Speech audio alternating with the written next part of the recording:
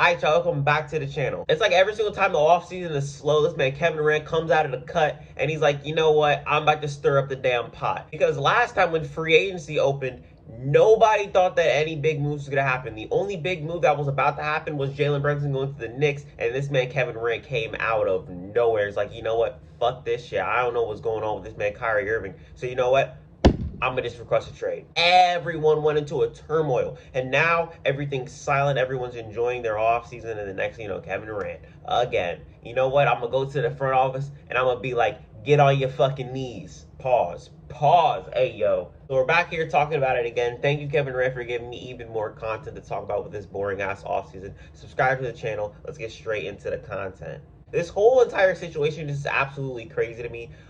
This man, Kevin Durant, basically went into the Nets front office. They had a meeting like yesterday, and he basically said, hey, listen, it's either Steve Nash and Sean Marks, or you're picking Kevin Durant. And honestly, I don't really, understand that, because Sean Marks has basically done everything for this man, Kevin Durant and Kyrie Irving. They picked Steve Nash to be his coach. They got Kenny Atkinson fired.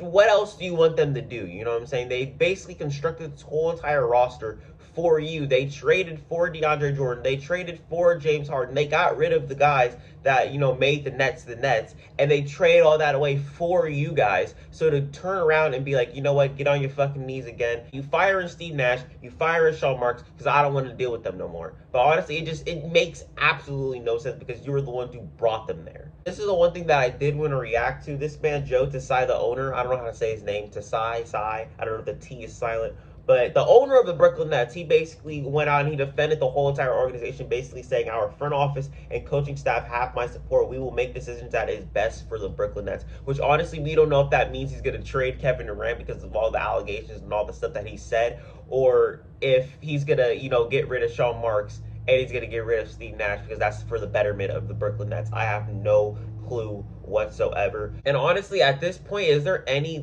chance of them running it back? Imagine Kevin Durant, Kyrie Irving, Sean Marks, and Steve Nash all come back next season. That's going to be a little awkward, you feel me? I don't know how that's even going to work out. Is Kevin Durant even going to listen to this man, Steve Nash? Honestly, if you ask me, you guys already know. If you guys are new to this channel, Steve Nash is my favorite player of all time. But is he my favorite coach of all time? Absolutely not. We all saw what happened in that first round of the Boston series, bro. He was coaching like ass, bro. There were long twos. Every single time we hit crunch time, this man, Kevin Durant, had the ball, chucked up a shot every single possession. You can go back and watch it, bro. To let the Boston Celtics go on a 28-2 run in Game 3, there were so many things that happened in that series that made me scratch my head at this man, Steve Nash, and everything that he was going at. Because honestly, if you have Kevin Durant and Kyrie Irving on your team, two of the best offensive players of all time, there should be absolutely no way in hell you don't win one game. One game. So if you're asking me, Laney, do you get rid of Sean Marks and Steve Nash, or do you get rid of Kevin Durant? You know what? I'm going to say right now, you get rid of Steve Nash and Sean Marks. Because you literally did everything in your damn power, bro. You traded your whole fucking team to open up cap space for Kevin Durant and Kyrie Irving, bro. What else do you do? If you trade them, what the fuck is the point?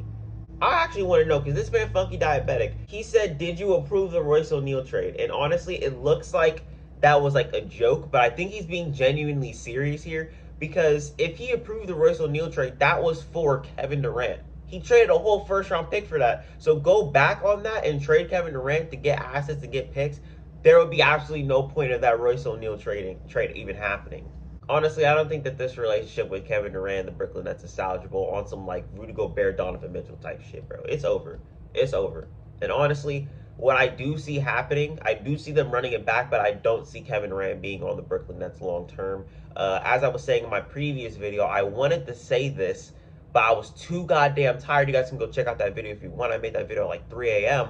But Kobe Bryant, he asked for a trade in 2007 when everything was happening. Shaq left the team in 2005. He went to go play with D Wade. They traded him away, and he wasn't having it, bro. They didn't make the playoffs one year, and then they got bounced out the first round after they blew a 3-1 lead to the Phoenix Suns.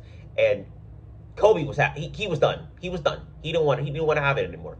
So basically what happened, he requested a trade, and the Lakers front office, they were like, we're going to do everything in our power to keep you here. They brought in Pau Gasol, an 18 and 12 guy. They brought in Derek Fisher. Just like that, they went to the NBA championship. The next year, they won the championship. And then the year after that, they repeated. So basically what I'm saying is the Brooklyn Nets, they have the team. They have the team. They have guys on the team that can actually, make it to the playoffs and actually probably have a deep run. The whole thing is Kevin Durant and Kyrie Irving, are they going to stay? And honestly, if you ask me, they start the season off with KD and Kyrie on the team. They do good. Maybe that'll keep them there. I don't know. But another thing I wanted to talk about was this clip right here. I'm going to pull this up. Ben Simmons, they're having a team chat before Game 4, thinking he's going to play against the Boston Celtics. And from what I'm told, Ben just left the chat. They asked him, are you going to play? Ben left the chat. Like, he didn't even answer the question, just left the chat. And Katie's like, this is what I signed up. Like, this is who I'm playing with? I don't know what the hell that is. Is that cap? Is that not cap? I don't know this nigga's name. I don't know who he is. I don't know how much credibility he has. But if this is true, then what the fuck is going on in Brooklyn? Like, genuinely speaking, bro. You trade for this man, Ben Simmons, thinking that he's going to be able to play in the playoffs. Come Game 4, they're like, hey, yo, Ben, you finna play? You finna finally play? That nigga said, woo, and left the damn shot. Did that happen? Honestly, I'm calling cap.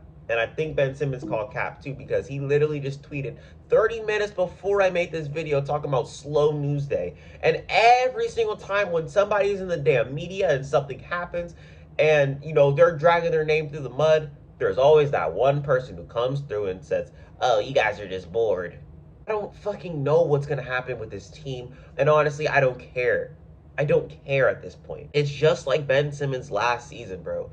Everything was happening with him. He wasn't responding to people. There was Ben Simmons saga just going left and right. News articles coming out about Ben Simmons every 5 minutes. And I was annoyed with it. I wanted it to end, and it finally ended. And then this happens. Guys, I don't even know what's going on at this point. I get home, I check Twitter, and now Kyrie Irving is saying that he doesn't like this nigga Steve Nash and Sean Marks. Someone said, I think the New York Post actually said that he hates them. So I have no clue what's going on. The Brooklyn Nets are in a turmoil right now. It's probably going to be the title of my video. Hold on. I think I just cracked it. W, bro. That's all I got for y'all today. Subscribe to the channel. I have a lot of videos planned for you guys, so stay tuned for that. I'm out.